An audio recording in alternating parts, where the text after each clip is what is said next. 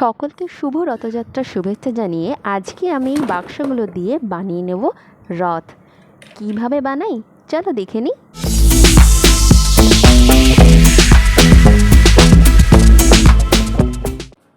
প্রথমে কয়েকটা খালি বাক্স আমি নিয়ে নিচ্ছি রথ বানানোর জন্য। এগুলো সবই পিচ বোর্ডের বাক্স, কোনো না কোনো পার্সেল ডেলিভারি হয়েছে সেই সবই। আর এই চাকাগুলো ছেলের খেলনার গাড়ির চাকা, বেশ বড় বড় চাকাগুলো, তাই গাড়িটা ভেঙে গেছিলো বলে সেটাই ব্যবহার করে নিলাম।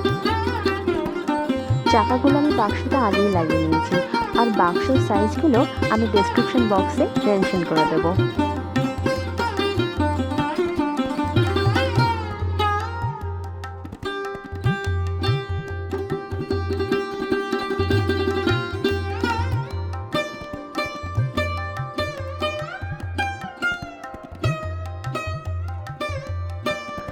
বক্স ছাড়া আর বেশি কিছুই লাগবে না, শুধু কাঁচি, সেলোটেপ, আটা আর লাগবে লাল হলুদ রঙিন সেলোফিন পেপার।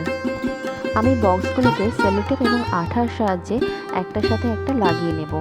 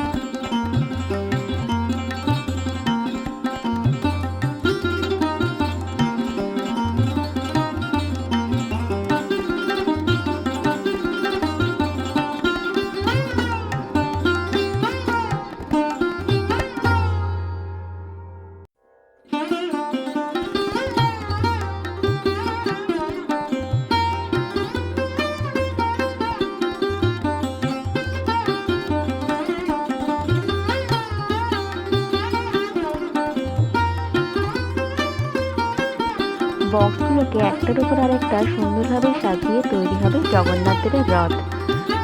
এবারে এগুলোকে আঠা লাগিয়ে সিকিউর করে আর রঙিন কাগজ দিয়ে মুড়ে নিয়েই ফিরে আসছি।